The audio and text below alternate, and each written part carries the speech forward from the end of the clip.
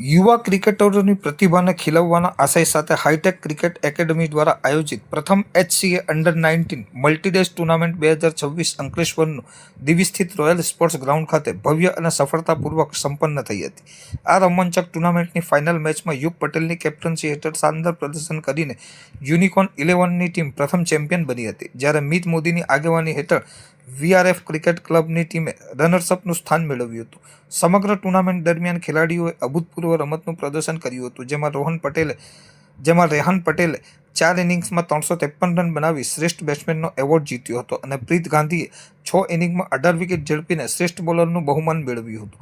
આ ઉપરાંત ફાઇનલ મેચમાં 2 ઇનિંગ્સમાં 7 વિકેટ ઝડપીને Jas Desai hero of the final બન્યા હતા. ટુર્નામેન્ટમાં ઓન-ફિલ્ડ અમ્પાયર તરીકે ઇમરાન વેમી અને હુમેશ સૈયદે નિષ્પક્ષ ભૂમિકા ભજવી હતી. આ ટુર્નામેન્ટના સમાપન સમારોહ BCCIના ક્વોલિફાઈડ કોચ અને અમ્પાયર અસફાન પઠાણ મુખ્ય અતિથિ તરીકે ઉપસ્થિત રહ્યા હતા. તેમણે તમામ યુવા ખેલાડીઓને ક્રિકેટની બારીકાઈઓ સમજાવી ભવિષ્યમાં દેશ કક્ષાએ આગળ વધવા માટે મૂલ્યવાન માર્ગદર્શન અને પ્રેરણા પૂરી પાડી હતી.